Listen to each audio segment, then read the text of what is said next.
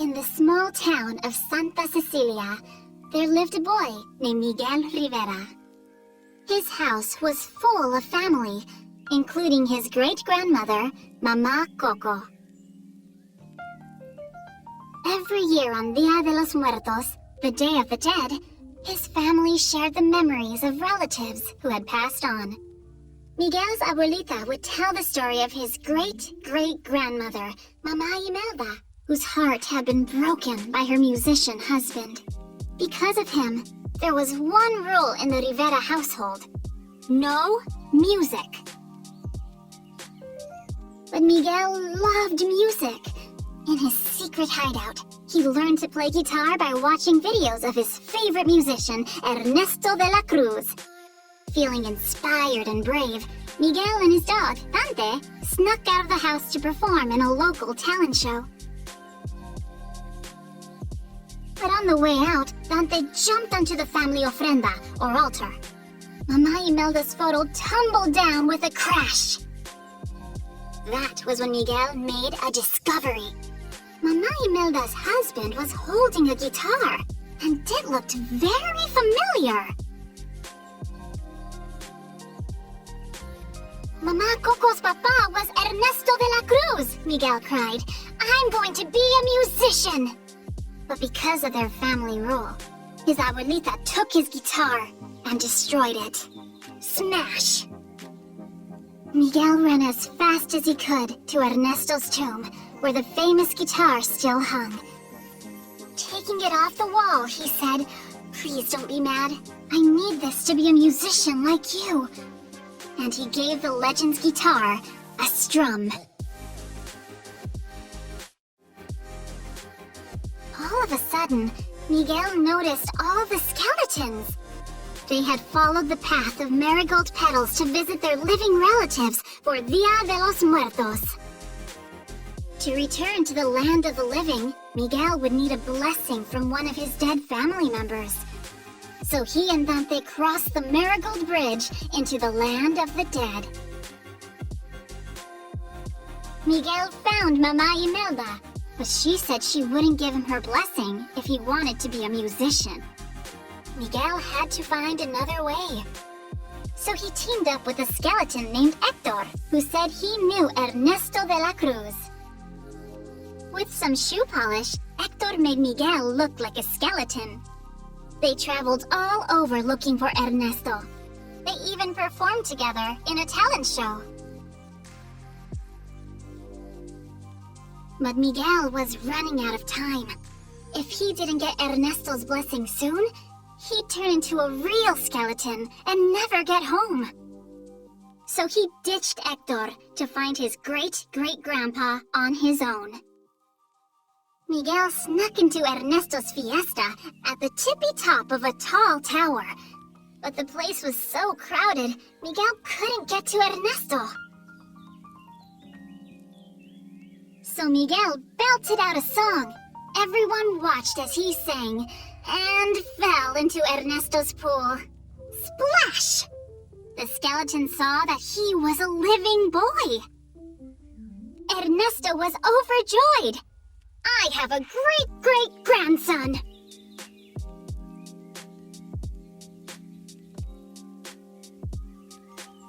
But then, Hector appeared, and as the two men argued, Miguel learned the dark truth. His great-great-grandpa had poisoned Hector and stolen his songs to become famous. Miguel was shocked to see Ernesto's face turn cold. Ernesto explained that he couldn't risk letting the world know the truth. Then he threw Miguel and Hector down, down, down into a dark pit.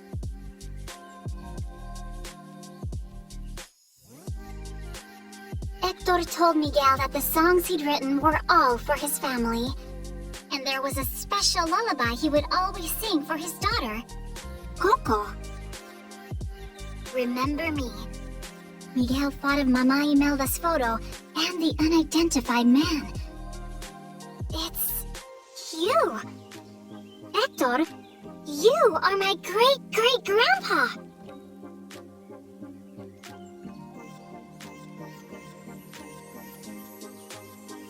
Suddenly, Mama Imelda and Dante came to their rescue. But Hector began to disappear. His daughter was starting to forget him. Mama Imelda and Hector sent Miguel home with their blessing. Back in the land of the living, Miguel rushed to Mama Coco. He sang Remember Me to remind her of her papa. She typically didn't talk much, so Miguel was thrilled when she began to sing along.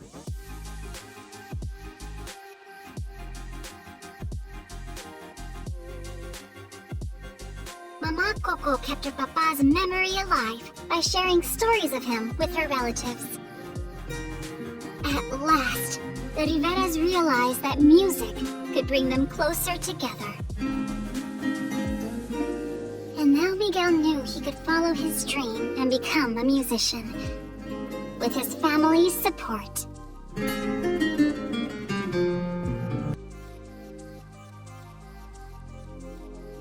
Miguel Rivera was excited to go to school. His teacher had promised to tell the kids about a special project they were going to make. He could hardly wait. "Good morning, class," said Senora Sena, Miguel's teacher. "Today we will be doing a paper-mache project." Miguel was thrilled. "Oh, yay! We're going to make piñatas." "No, not piñatas," she said. "For our special project, we'll be making alebrijes." "Ale what?" one of the students asked. "Alebrijes. They're colorful sculptures of fantastical creatures," said Senora Sena. Alebrijes were invented about 100 years ago. They are a combination of ancient and modern Mexican art forms. "How did they get that name?" Miguel asked. "The word alebrije came to an artist in a dream," his teacher answered. "That's why there is something magical about them." "To start the project, you must be inspired," Senora Sena said.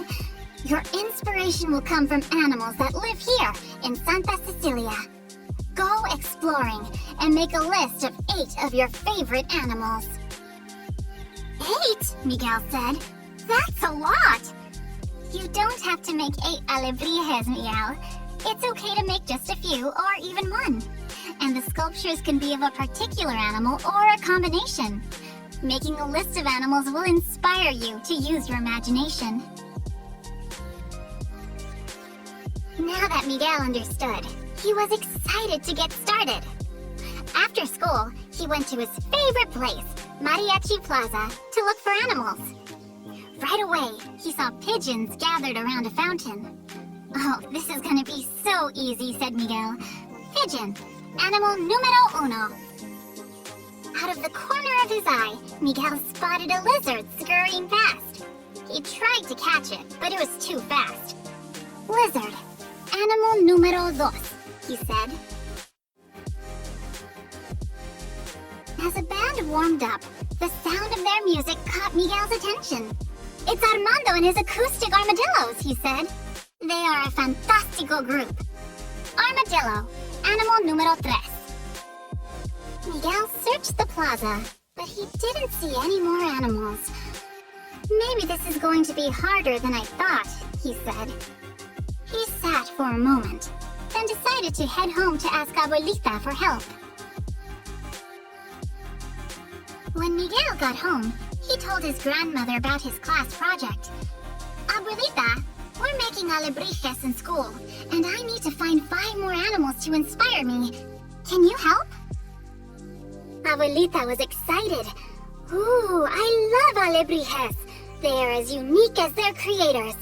I'm sure you'll make something beautiful. Vamos, let's find inspiration from our familia."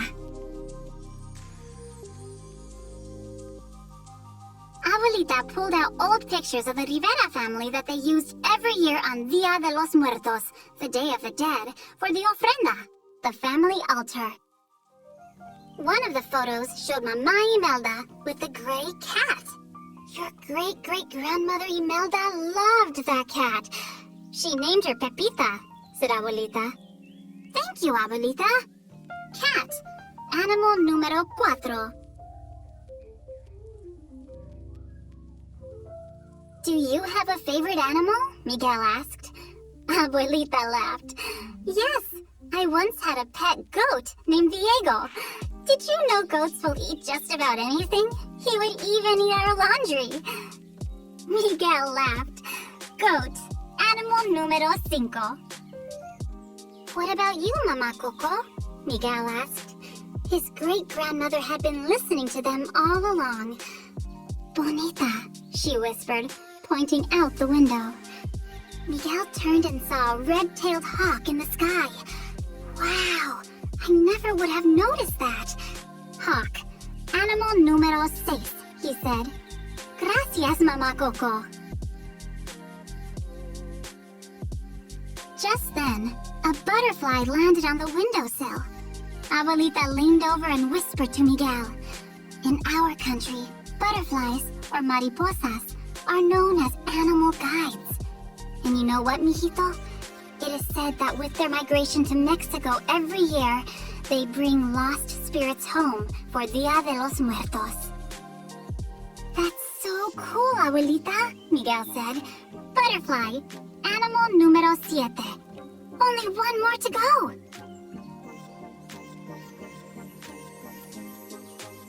Miguel searched everywhere for one last animal to put on his list.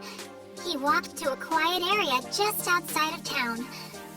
Music is meant to bring people together, he said as he began to play his homemade guitar. Maybe it will help me find my last animal too. Suddenly, he heard a noise. It was his perro pal, Dante, singing along. How could I forget about you, Dante? Dog, animal número 8. In school the next day, Miguel worked hard on his project. You've got some interesting combinations, said his teacher. How did you choose your alebrijes? I don't feel like I chose them, Senora Sena. In a magical way, it feels like they chose me.